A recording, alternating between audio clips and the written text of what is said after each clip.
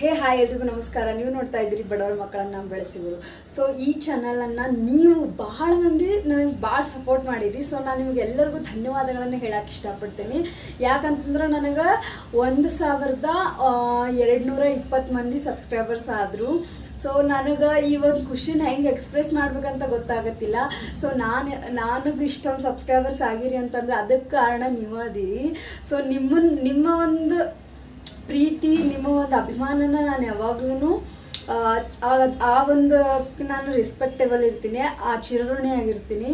ಮತ್ತು ನನಗೆ ಈ ಮಟ್ಟ ತಂದು ನೀವು ನಿಲ್ಲಿಸಿರಿ. ಮತ್ತು ನನ್ನ ಮಾತನ್ನು ನಾನು ಅನ್ಕೊತಿದ್ದೆ ಒಂದು ಟೈಮಲ್ಲಿ ನಂದು ಒಂದು ಹೊರಟು ಭಾಷೆ ಆಗ್ತೈತಿ, ಉತ್ತರ ಕರ್ನಾಟಕದ ಭಾಷೆ ಆಕೈತಿ, ಅರ್ಥ ಆಗಂಗಿಲ್ಲ ಕೆಲವೊಬ್ಬರಿಗೆ ಅಂಥೇಳಿ ನಾನು ಸ್ವಲ್ಪ ಇದನ್ನು ಮಾಡ್ತಿದ್ದೆ. ಆದ್ರೆ ನನ್ನ ಭಾಷೆಯ ಒಳಗೆ ನಾನು ಮಾತಾಡೋ ಶೈಲಿ ಭಾಳ ಮಂದಿಗೆ ಇಷ್ಟ ಆಗೈತಿ. ಸೊ ಅದರಿಂದ ಕೆಲವೊಂದು ಕಮೆಂಟ್ಸನ್ನು ನೋಡಿದೆ ನಾನು. ಭಾಳ ಅಂದ್ರೆ ಭಾಳ ಚಲೋ ಕಮೆಂಟ್ ಮಾಡಿರಿ ನೀವು. ಎಲ್ಲರೂ ಸಪೋರ್ಟಿವ್ ಆಗಿ ಕಮೆಂಟ್ಸ್ ಮಾಡಿರಿ ನೀವು. ನನಗಂತೂ ಅದು ಕಮೆಂಟ್ ನೋಡಿ ಭಾಳ ಅಂದ್ರೆ ಭಾಳ ಖುಷಿ ಆಯ್ತು. ಮತ್ತು ಇನ್ನೊಂದು ಹೇಳಬೇಕಪ್ಪ ಅಂತಂದ್ರೆ ನಾ ಈ ವಿಡಿಯೋಸ್ ಜರ್ನಿ ಸ್ಟಾರ್ಟ್ ಮಾಡೋಕ್ಕಿಂತ ಬಿಫೋರ್ ನನ್ನ ಮೈಂಡ್ ಅಂದ್ರೆ ಪೂರ್ತಿ ಬ್ಲ್ಯಾಂಕ್ ಆಗಿತ್ತು. ಸೊ ಆವಾಗ ನಾನು ಯೂಟ್ಯೂಬ್ ಜರ್ನಿ ಚಾಲು ಮಾಡೋ ಒಂದು ಸಿಚುವೇಶನ್ಸ್ದೊಳಗೆ ಇರಲಿಲ್ಲ ನಾನು. ಆದ್ರೆ ನನಗೆ ಮೋಟಿವೇಟ್ ಆದವರು ಎಲ್ಲ ವಿಷಯದೊಳಗೂ ನನಗೆ ಇದು ಮಾಡು, ಅದನ್ನ ಮಾಡು ಅಂತೇಳಿ ನನಗೆ ಎವ್ರಿ ಟೈಮ್ ಎಂಕರೇಜ್ ಆಗಿ ಒಂದು ಬ್ಯಾಕ್ ಸಪೋರ್ಟ್ ಆಗಿ ನಿಂತಿದ್ದಂತಂದ್ರೆ ನಮ್ಮ ಉಡುಪಿಯವರು, ಅಂದರೆ ನನ್ನ ಹಸ್ಬೆಂಡ್ ಆಗೋರು.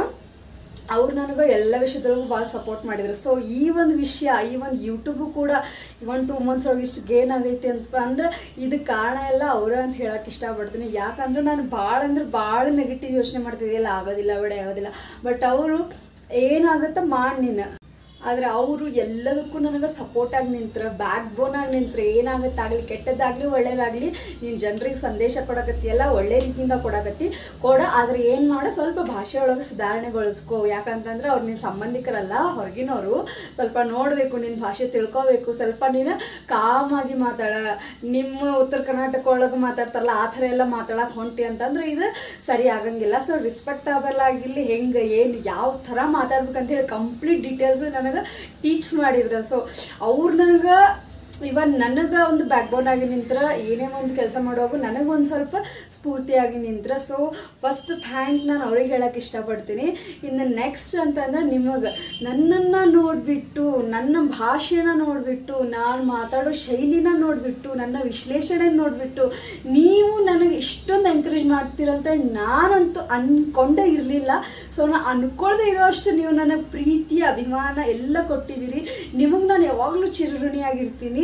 ಮತ್ತು ಇನ್ನೊಂದು ವಿಷಯ ಹೇಳಬೇಕಂತಂದ್ರೆ, ನನಗೆ ಈ ವಿಡಿಯೋ ನಾನು ಯೂಟ್ಯೂಬ್ ಜರ್ನಿ ಚಾಲೂ ಮಾಡಿದಾಗ ನನಗೆ ಕೆಲವೊಂದು ನೆಗೆಟಿವ್ ಕಮೆಂಟ್ಸ್ ಬಂದು, ಕೆಲವೊಂದು ಪಾಸಿಟಿವ್ ಕಮೆಂಟ್ಸ್ ಬಂದವು. ಬಟ್ ಪಾಸಿಟಿವ್ ಕಮೆಂಟ್ಸೇ ಜಾಸ್ತಿ ಇತ್ತು, ನೆಗೆಟಿವ್ ಕಮೆಂಟ್ಸೇ ಕಡಿಮೆ ಇತ್ತು. ಸೊ ನಾನು ನೆಗೆಟಿವ್ ಕಮೆಂಟ್ಸಿನ ಸೈಡಿಗೆ ಇರ್ತೀನಿ, ಅದ್ರ ಬಗ್ಗೆ ಮಾತಾಡೋಕ್ಕೆ ಇಷ್ಟಪಡೋಂಗಿಲ್ಲ. ಸೊ ನಾನು ಪಾಸಿಟಿವ್ ಕಮೆಂಟ್ಸನ್ನು ಹೇಳ್ತೀನಿ. ಪಾಸಿಟಿವ್ ಕಮೆಂಟ್ಸಲ್ಲಿ ನನಗೆ ಸಿಕ್ಕಾಪಟ್ಟೆ ಅಣ್ಣಂದ್ರು ಸಿಕ್ಬಿಟ್ರು.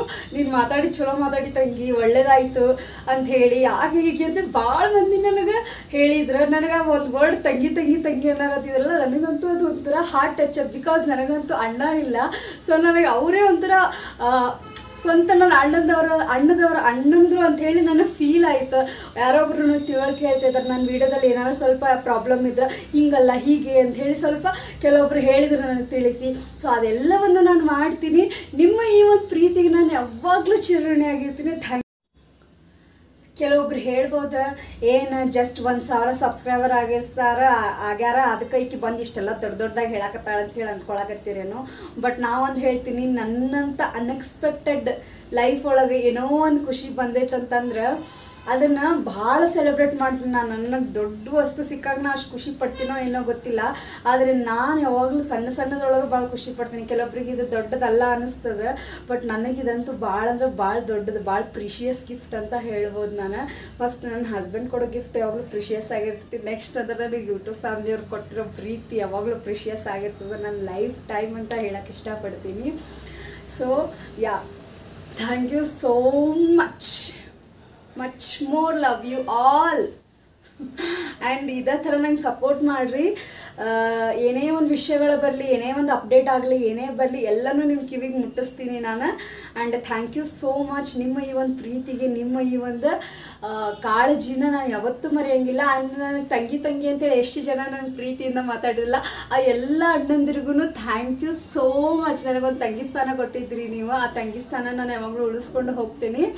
ಆ್ಯಂಡ್ ಇದು ಕೂಡ ಹೇಳ್ತೀನಿ, ನನ್ನ ಹಿಂದೂ ಧರ್ಮ, ನನ್ನ ಒಂದು ಹುಟ್ಟಿದ ಸನಾತನ ಧರ್ಮದ ಬಗ್ಗೆ ನನಗಂತೂ ಭಾಳ ಗೌರವ ಐತಿ. ಆ ಗೌರವಕ್ಕೆ ಯಾರಾದರೂ ಧಕ್ಕೆ ಮಾಡೋದಾಯಿತು ಅಥವಾ ಏನಾದರೂ ಒಂದು ನಮ್ಮ ಹಿಂದೂ ಹೆಣ್ಣು ಮಕ್ಕಳಿಗೆ ಏನಾದರೂ ಮಾಡೋದಾಯ್ತು, ಅದ್ರ ಬಗ್ಗೆ ನಾನಂತೂ ಸುಮ್ಮನೆ ಬಿಡೋದಿಲ್ಲ. ಆ ಅಲ್ಲಿ ಹೋಗಿ ನಂಗೆ ನಿಂತು ಫೈಟ್ ಮಾಡೋಕ್ಕಾಗಲಿಲ್ಲ ಅಂದರೂ ಅಟ್ಲೀಸ್ಟ್ ನಾನು ವೀಡಿಯೋ ಒಳಗಾದ್ರೂ ಫೈಟ್ ಮಾಡ್ತೀನಿ. ಅದಕ್ಕೆ ನೀವು ಸಪೋರ್ಟ್ ಮಾಡಿ ಅಂತ ಹೇಳ್ತೀನಿ. So thank you so much. ನನಗೆ ಭಾಳ ಅಂದ್ರೆ ಸಪೋರ್ಟ್ ಮಾಡಿರಿ ನೀವು. ನನಗೆ ಈ ಒಂದು ಖುಷಿನ ತಡಿಯೋಕ್ಕಾಗತ್ತಿಲ್ಲ. ಯಾಕಪ್ಪ ಅಂತಂದ್ರೆ ವಿತಿನ್ 2 months ಒಳಗೆ ನನಗೆ 1000 ಸಬ್ಸ್ಕ್ರೈಬರ್ಸ್ ಕಂಪ್ಲೀಟ್ ಆದ ಅಂತಂದ್ರೆ ನಿಜವಾಗ್ಲೂ ಹೇಳ್ತೀನಿ, ನನಗೆ ನಂಬಕ್ಕೆ ಸಾಧ್ಯ ಇಲ್ಲ.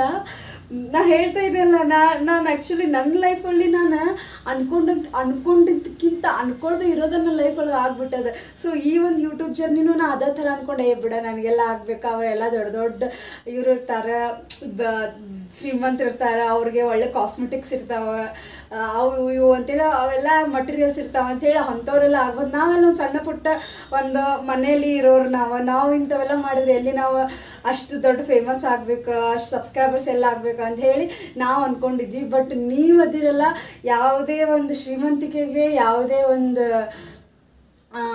ಒಳ್ಳೆ ಫೇಸಿಗೆ, ಇದಕ್ಕೆ ನೀವು ಯಾವುದಕ್ಕೂ ಬೆಲೆ ಕೊಡಲಿಲ್ಲ.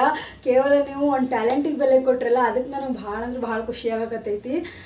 Thank you so much. ನನಗೆ ಇಷ್ಟೊಂದು ಸಪೋರ್ಟ್ ಮಾಡಿ. ಸೊ ಇದೇ ರೀತಿ ನಂಗೆ ಸಪೋರ್ಟ್ ಮಾಡಿ ಅಂತ ಕೇಳ್ತೀನಿ. And love you all. Thank you so much. ಎಲ್ರಿಗೂ thank you so much. And thank you so much. And Jai Shriram.